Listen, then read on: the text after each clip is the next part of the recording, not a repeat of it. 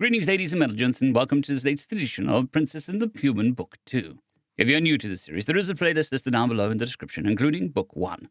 Anyways, on to the story. The Princess and the Human, Chapter 1, Brought to Trial. 31st day after my arrival. Dear Diary, it is now, going by Earth's calendar.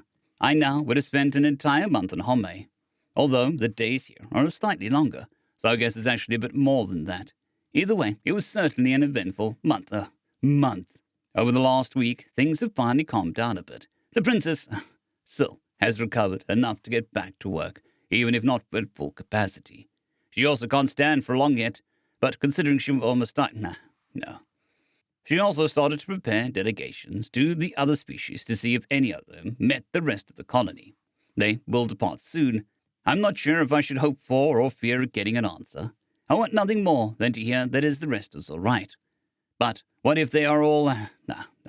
that's not the only reply that could come back. Either way, it might take a while. I swear if I hear the phrase, word travels slowly beyond the hyperlanes one more time, I'm going to lose it. Today, in the evening, is the trial, which also means it is time for me to step out of the shadows. Honestly, my heart hasn't calmed down at all yet. Thankfully, longer days also means longer nights. Otherwise, I wouldn't nearly have gotten enough sleep. I have my speech ready, and both Doc and the Baron did their best to prepare me. I know it word by word. All that's left is to not embarrass myself and Syl, while literally the entire planet is watching me. No biggie. Part of me wants to ask if not broadcasting everything is an option, at least not live. I know it is not, but still. At least I don't have to be near anybody, and Osian promised he would finish the protective suit today. So that'll probably also help. To think that the shady guy from the Teichtree had so many spies on the planet. Good thing they managed to decrypt this datapad. Captain Kuska has been able to discreetly arrest most of them without being made public. For the trial itself, it's more or less a clean case. And once the opener is done, I won't have to do anything except keep my rage down when I see the ambassador. Honestly, I didn't even know I could get this angry. In hindsight, it's scary. But I have to keep it down. I must be better than that. The sun rose over the walls of the Sky Palace as Queen Mavani started her day. Today, it would be her turn again to visit Kaiten at the hospital, something she was looking forward to. She knew that she and her partner, King Kaitra, would get informed immediately should his condition take a turn for the worse, but it was still a relief each time she saw him being fine. Well, as fine as it could be, given the circumstances. He was still a nursing case until his first molting, and if the doctor's estimates were correct, he would be on the verge of adulthood by the time he made a full recovery. She was still seething from anger whenever she thought about it. The first one's damn Psylocke had almost killed her precious son and robbed him of his childhood in the process, and for nothing else than his stupid company. And while she could find some satisfaction in the knowledge that she had brought him to justice, that didn't change his situation. She shook her head and entered the audience hall, which was currently fairly empty. Only the king and the palace's steward were here for now. And for the rest, you can just ask Reggie. You know, the one who always does a weird thing when she, talks, like, I assume that you are talking about Duchess Rygarian of Clan Jarian, the steward was quick to interpret the king's words, who has a birth defect that sometimes causes her throat to act up, slightly impairing her speech pattern. Kaitra tilted his head. Ah, is that what it's called? I mean, the thing Syl often did as a kid, especially when she was angry. That was really adorable. It at least sounds similar to what Reggie does. It's, of course, not really adorable when an adult does it. And she's just doing it randomly, not just when she's angry, so it can get a bit weird. For a tick, Mavani thought she could see her steward wincing, though she probably would just imagine that. After all, why should he? Your Majesty, I'm sure that you have a lot else to do. How about I formulate an answer and you just sign it? Good to see that his job is not just a mere duty to him, the Queen mentally noted the steward's eagerness as she went over to her partner, who merely shrugged and dismissed him. Unification Day? Kaitra nodded at his partner's assumption. You'd think that they would know what to do for something that happens every cycle. Did you hear anything from the building yard? Yes. We apologize for the delay. Their plans should be finished in a few days. They apparently had to reschedule because of an unexpected shortage of manpower. Adjusting her yellow cape, she sat down. And still no news about Syl finally finding a partner, or at least that she's looking for one. The king just shook his head. Then he started to chuckle. You know, maybe we should just give her the throne a bit sooner to motivate her. Even she can't rule the planet alone. She would try anyway, Mavani joined him in his laughter. But jokes aside, we're not that old yet. Maybe in 5 cycles we can do that, though we should have at least a grandchild when... A frantic knocking at the door interrupted her, and upon being called in, a stressed-looking servant hurried to the king and queen. Your Majesties, we received an urgent message from the Star Palace. What happened? The servant fidgeted slightly. Before I can relay the message, and I'm quoting Her Highness Princess Silvani on this, make both my father and mother promise to listen to the end before they do anything. Apologies again. Her orders. Kytra cocked his head and looked to his partner. Why does she always do that? No idea. Anyway, I promise. Me too. The servant nodded. Okay, then. There was an attempt on Her Highness's life. She was poisoned, but... What? Both screamed in unison. She survived, the servant hurriedly reassured them. Who did it? The king demanded. Other suspects? How did it occur? The queen added. The culprit was already caught. Then have them brought here immediately. Prepare the trial ASAP. I quote Her Highness again.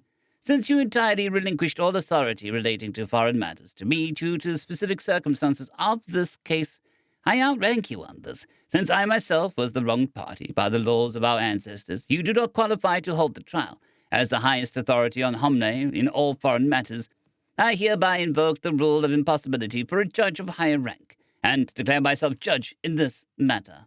The two went silent for a moment until the king spoke again. But has she already recovered enough for that? By your own testimony, yes. The trial will start in 1 Inva, and yes, it will be broadcast live. Mavani nodded. Cancel all of our appointments for today, she ordered, the servant, and activated the big screen at the end of the audience hall. Once news got out, the palace was in turmoil. Accidents and endangerments born from incompetency were one thing, but an active assassination attempt on the royal family that had never happened during the lifetime of anyone still alive today. Finally, the broadcast started. Mavani could see her daughter on the screen, and she couldn't help but notice how weak she looked. Still, her expression was one of pure determination. Across from her, cuffed to the chair, sat Taishtri, a matriarch judging by the size. Could it be? The trial in the case of Kaikla, ambassador of planet Eros, and representative of the Taishtri is hereby open. She could hear her daughter's voice from the speakers. As there is more than one wronged party, the word is first with the one wronged last, as is our tradition. More than one? What was she talking about? The message hadn't said anything about that. Who is that? Kaitri inquired as the strange creature came onto the picture, bowing before Silvani, before turning to the audience. Or what? Mavani could only agree. It was an alien. She had never seen it before. It didn't even look close to any other species in the Alliance. A pale body with neither scale nor fur, except for one rather large patch on its head, so long it's almost reached her hips. The face had a reddish hue, with eyes that shimmered blue in the light of the headlamps. Its body was quite small, with a delicate frame, which made it difficult to believe that such a frail species could even survive until reaching civilization.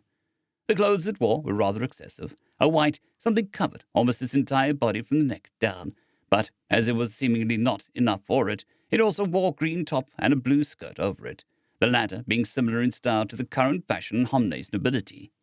It didn't speak at first. Instead, its hands rose to its neck and almost demonstrably slowed. It took off its translator. I am Nadine Valentina Esmeralda Anastasia von Clout of the House Haldenpult, ambassador of the planet Earth and representative of humans, it said in a soft voice. Its accent was quite noticeable, but besides that, it surprisingly spoke perfect Veneri.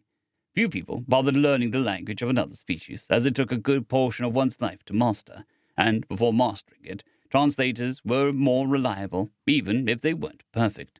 And that definitely never happened as a noble learning another language. They would at best fund it for one of their servants, and all that was assuming it was the language they could physically speak. For the sake of a more fluid procedure, I hereby declare that humanity relinquishes its right to the persecution of the Veneria for this case only. The day before. Are you sure you don't want to prosecute her yourself as well? Silvani asked as a small alien rehearsed her speech in a final time, her gloved hands holding the notes and shaking in nervousness. You would have every right to do so. Not by our laws, Nadine refuted, putting her translator back on, and I really don't want to do something that could cause issues later on. Calling myself the ambassador of humanity is already more than stretching it. You literally represent every human known to the Veneri, the princess shrugged. So, We both know that that's a technicality, and that I don't have any real power. I get that I have to say it, so that it just doesn't turn into a massive political clusterfuck, but anything beyond that could mean serious trouble at some point. Besides, it's not like it would change anything. I mean, is there any way this will end without you ordering her execution? Well, we have to inform her home planet about the verdict, and they could theoretically appeal it, but considering how clear-cut the case is, I doubt they will. Then it makes no difference. After a short knock on the door, Mahita entered with a box in her hands. Lady Nadine, a package arrived for you. With a thankful nod, the small alien took the box and left for the adjacent room. What the hell? She suddenly shouted from behind the door. Did something happen? Look at this. Nadine re-entered, her face taking on a more reddish color, blushing, as Silvani now knew that it was cold. Instead of just being long-sleeved gloves, her new protective suit covered everything from the neck down and was a single piece with no visible seams. Even the gloves weren't separate. The only thing not covered was her face and feet. This would have hopefully alleviated fear of touching someone. Her reaction was strange, though. What is the problem? Isn't this exactly what you ordered? Covering everything. White, so it can be easily combined with other articles of clothing, and a bit tighter fitting than you can wear other things over it. Nadine's expression on the princess's statement is one of complete bewilderment. There is a difference between a bit tighter fitting and freaking spandex. A what? I can't wear this. This is worse than being naked. Silvani tilted her head in confusion. How so? I get that your kind has a different attitude to clothing that we have, but I really don't see the issue here. Look, if it is that bad, no one forces you to wear it. You could just wear your normal clothes, but considering what happened, I also understand that you don't want to risk your sweat getting on someone. There is no established connection yet, so no one will judge you for your clothes, but you not making an appearance today is sadly no longer an option. Wear whatever makes you feel most comfortable, but if you want a protective suit, that's the only one we have. And as I said, it was designed with you wearing something else over it in mind anyway. For a while, it seemed like Nadine wanted to say something, but in the end, she sighed. Please promise me that no human will ever see this recording of this trial, at least not the part where I'm visible. If it's important to you, that can be arranged. Githey gave Nadine a nod as the small alien sat down next to her and visibly deflated before putting on her translator again. It was good, she reassured her. Your pronunciation still used some work, but each word was correct, even for a rehearsed speech. It was impressive, considering how little time you had. Nadine just nodded and turned her gaze back to the center of the hall, where a vassal started to announce the accusation. On the 87th day of the cycle, the defendant coerced a maid Kyla, who at the time was temporarily stationed at the Star Palace, to administer Her Highness, Princess Silvani, a lethal dose of calcium that would have killed her had it not been for the immediate and heroic actions of Lady Nadine of the Humans. The defendant then had Kyla killed, making it look like suicide to blame the crime entirely on her. On the 90th day of the cycle, when Lady Nadine uncovered the ruse, the defendant used a network of spies within our own people, which is currently being dealt with, to administer her the highly restricted and dangerous neurotoxin ethanol, which she only survived due to her unique physique, which the defendant had no knowledge of. The defendant finally attempted to blame Githey of Clan Tricot, royal physician at the Star Palace, for the deed. Nervous muttering could be heard amongst the audience, even more than after Nadine's speech. Both Githey and the princess had agreed to not put emphasis on the doctor's role in saving the princess's life. One, because it was her job, and two, because all things had the secondary purpose of giving Nadine a good image right from the get-go. Therefore, they made sure to highlight Nadine's feats during the accusation. Once the princess raised her voice, the muttering quickly died down. Kaikla, ambassador of planet Arios, and representative of the Taitri, you are accused of attempted regicide, attempted homicide, murder of a commoner, conspiring and defamation in multiple cases. What do you have to say? The ambassador cocked her head in a way that looked almost mockingly. I was just following orders. The High Council were the ones who all decided that Princess Silvani needed to be removed. All I did was service for my people, as all of you would have done for your own. She made a dramatic pause in which the entire hall fell absolutely silent. Is that what you want to hear from me? That's what you hope I would say. Give you a reason to punish all my kind for the acts of one individual, right? I hope that you just made your statement already. The princess answered with a sinister voice. What is there to state? Your servant already said everything. I did as is written in the accusation, and I did so on my own accord. No one at Eros knew that I would do that. I myself made the decision only after arriving here. A decision that almost got me killed thanks to that thing over there. My only accomplices were Quilo, and whatever your little monster left of him can still be identified, and whoever on this planet worked for him. I've never met any of his friends, as he called them, but you seem to have that topic already covered anyway. With that, she leaned back in her chair, making it clear that she had said her piece. The rest of the trial was standard procedure. Some guards and servants gave their statements, and Gathé explained a bit about the poisonous substances and their effects until there was time for the verdict. Kaikler of the Tristy, for your crimes I hereby sentence you to death. The sentence will be put on hold, and you will be imprisoned until the High Council of Eros confirms the verdict. By the first ones, I, Sigvadi of the clan Chiron, Princess of the Veneri, have spoken. Outraged chatter filled the hall as the audience left, while Nadine and Gathé rushed over to the princess. Your Highness, how are you feeling? I'll manage, but I should go rest. As they escorted the princess to her private chambers, they noticed some servants muttering hastily. Is there an issue? She asked, as always, not being able to leave it to the others. No, Your Highness, one of them quickly assured her. There was a short power outage a bit after the start of the trial, and we're currently trying to find out how it happened.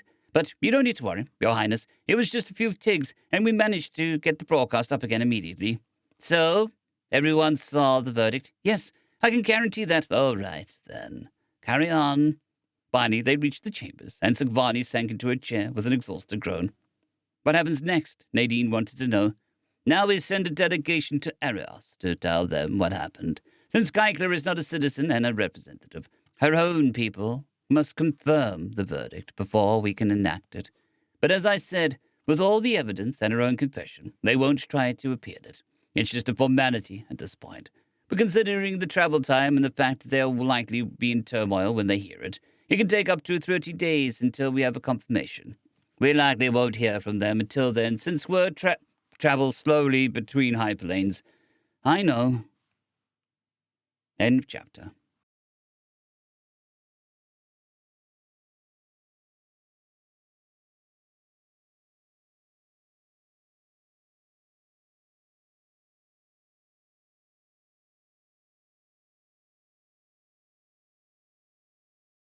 I'd quickly like to thank our Tier 5 channel members, Casper Arnholtz, John Creighton, Manathayria, 050, Dragzoon W.R.E, and Elijah Silvercross. Thank you very much.